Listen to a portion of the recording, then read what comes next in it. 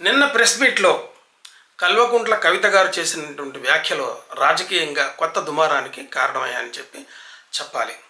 ఆమె చేసిన వ్యాఖ్యల్లో ప్రధానమైనటువంటి విషయాలు ఏంటంటే, హరీష్ రావు గారి మీదుగా, సంతోష్ గారి మీద, ఇంకా కొంతమంది మీద ఆమె తీవ్రమైనటువంటి వ్యాఖ్యలు చేసి, ఈ అవినీతి మొత్తానికి వాళ్లే కారణమని, ఇంకా కొంతమంది ఇంజనీర్లు కారణమని, వాళ్ళు చేసినటువంటి అవినీతి వల్ల తన తండ్రి కీర్తి మీద మరకపడిందని చెప్పి ఆమె వ్యాఖ్యలు చేశారు.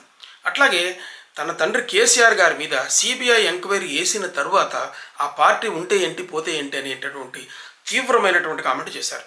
అంటే ఆ పార్టీ పోయినా పర్వాలేదని, పోతే బాగుంటుందని ఆమె అనుకుంటున్నట్టుగా కూడా మనకు స్పష్టంగా తెలుస్తూ ఉన్నది.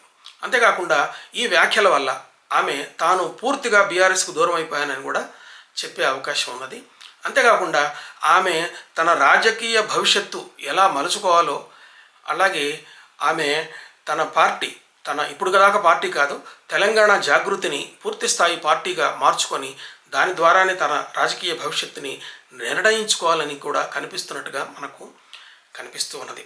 ఏది ఏమైనా సరే, కల్వకుంట్ల కవిత ఆమె చేసినటువంటి వ్యాఖ్యల వల్ల తనకు ఏ విధమైనటువంటి లాభం జరుగుతుందో తెలియదు, కానీ తాను ఇప్పటిదాకా ఉన్నటువంటి బీఆర్ఎస్ పార్టీకి మాత్రం కొంత నష్టం జరుగుతుంది.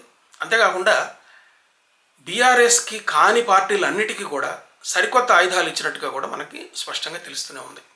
1,00,000 కోట్ల అవినీతి జరిగిందని, దానికి ఫలానా వాళ్ళు బాధ్యులని వేరే పార్టీలు ఆల్రెడీ చెప్తూనే ఉన్నారు. కానీ అదే బీఆర్ఎస్ పార్టీకి నిన్న మొన్నటిదాకా ప్రధానంగా ఉన్నటువంటి ఒక వ్యక్తి, ఒక నాయకురాలు ఈ వ్యాఖ్యలు చేయటం వల్ల అవతల పార్టీల వాళ్లకు ఇది సరికొత్త ఆయుధాలను ఇచ్చినట్టుగా కూడా మనకి తెలుస్తూ ఉన్నది. దీనివల్ల కవిత గారి రాజకీయ భవిష్యత్తు కూడా అగమ్య గోచరంగా ఉందన్నట్టు కూడా బయటకు మనకు తెలుస్తూ ఉంది. నమస్తే.